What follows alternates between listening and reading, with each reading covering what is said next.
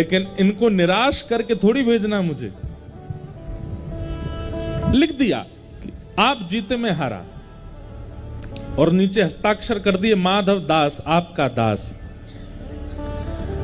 ब्राह्मण देवता रात में सोए, प्रसाद पाया, निकल गए काशी के लिए।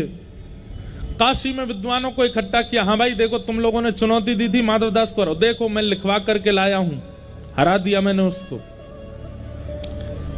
एक उनमें से श्रेष्ठ था, बोले दिखाओ पत्र दिखाओ। माधव दास को हराना सामान्य बात नहीं, बहुत विद्वान है वो बात अलग है। उसके चाल ढाल रूप रहनी से पता नहीं चलता कि वो विद्वान है, क्योंकि उसके अंदर भक्ति का स्वरूप ज्यादा है। अरे लीजिए पढ़िए पत्र, उसने खुद लिखा है। पत्र खोल करके सभा के मध्य पढ़ना शुरू किया। अमुक तिथि पर काशी के अमुक नाम के ब्राह्मण मेरे पास जगन्नाथपुरी आए थे। हम दोनों के बीच शास्त्रार्थ हुआ और शास्त्रार्थ में काशी से आए ब्राह्मण की भयंकर हार हुई। माधवदास जीत गए। पत्र में उल्टा लिखा था। वो ब्राह्मण जो था खड़ा हो गया, ये क्या पढ़ रहे हो? ये नहीं लिखा उसने लिखा है कि वो हारा मैं जीता। बोले देखो तुम खुद पढ़ो क्या लिखा है। उसने पढ़ा माधवदास जीते और इनकी घनघोर हार हुई। बोले उसने तो मेरे सामने लिखा था, मैंने एक एक शब्द अपनी आंखों से देखा था, उसने लिखा था कि वो हारा है, मैं जीता हूं।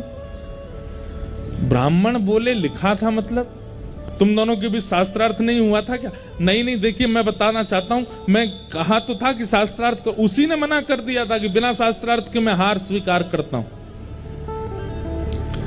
सब ब्राह्मणों में हंसी हो गई। बोले कि भैया तुम हार के आए हो, स्पष्ट लिखा है। ब्राह्मण दोबारा दौड़े जगन्नाथपुरी के लिए। माधवदास के पास पहुंचे। ए माधवदास तुझे देख लूंगा मैं, क्या लिखा था इन्हें पत्र में? पत्र माधवदास जी ने बोले लिखी तो मेरी है और लेखनी भी मेरी है, शब्द भी मेरे जैसे ही है, पर मेरे नहीं है, ये मैंने नहीं लिखा, मैंने तो हार लिखी थी अपनी, इसमें कैसे जीत गया मैं? ब्राह्मण बोले अब ऐसा नहीं होगा, अब दूसरी क्रिया होगी। क्या? तुमको शास्त्रार्थ करना ही पड़ेगा और शास्त्रार्थ में जो जीतेगा वो हारने